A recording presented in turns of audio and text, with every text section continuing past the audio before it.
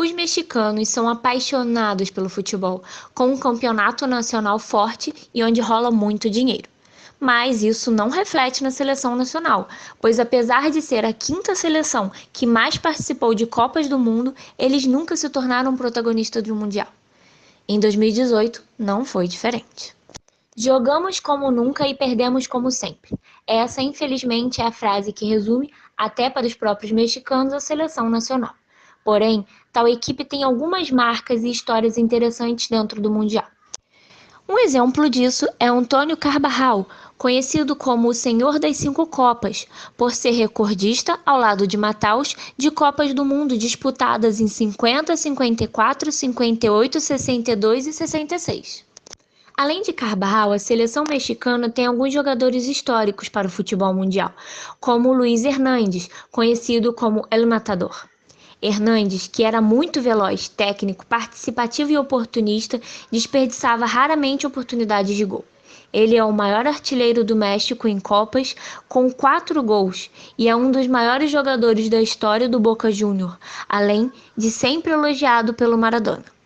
Porém, o maior ídolo do futebol mexicano ainda é Hugo Sánchez. Ele se tornou o jogador mexicano com a maior carreira na Europa e foi um dos maiores ídolos do Real Madrid, com a expressiva marca de 207 gols em 283 partidas, sendo o artilheiro do campeonato espanhol por 4 temporadas consecutivas e sendo 5 vezes campeão espanhol de 1984 até 1989.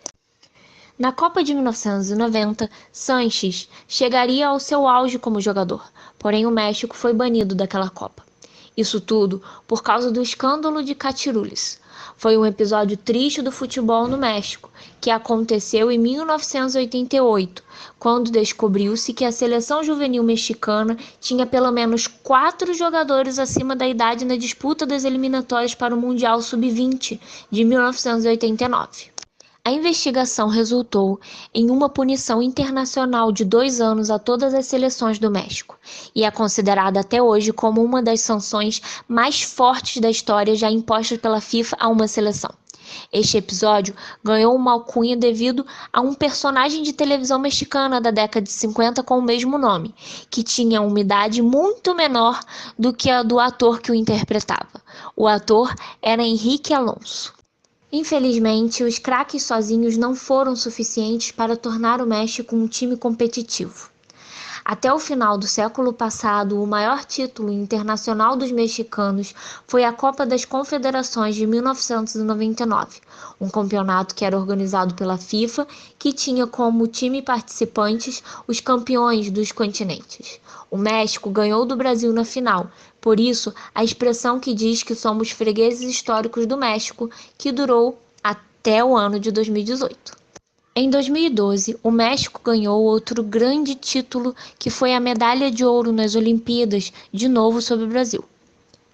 Partindo da máxima de que, nas Olimpíadas, o elenco de atletas é composto basicamente com jogadores menores de 23 anos, para a Copa de 2018, essa seleção de ouro, já crescidinha, foi a esperança da nação.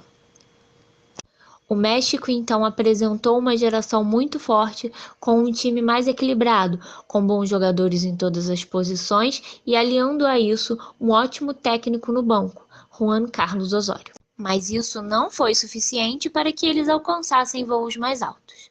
Acontece que, apesar de ter uma ótima geração para a Copa de 2018, o México enfrentou um caminho bem difícil, pois já estrearam contra os então atuais campeões, a Alemanha. Depois enfrentaram o melhor time asiático, a Coreia do Sul, a seleção do craque Son, da qual ganharam, e a Suécia, que sempre é um time chato, mesmo sem o seu melhor jogador. O caminho se tornou ainda mais difícil, pois os classificados desse grupo enfrentaram os classificados do grupo do Brasil. E aí, contra nós, nas oitavas, que mais uma vez os mexicanos deram adeus à Copa, com direito a muito chororô e reclamações contra o Neymar.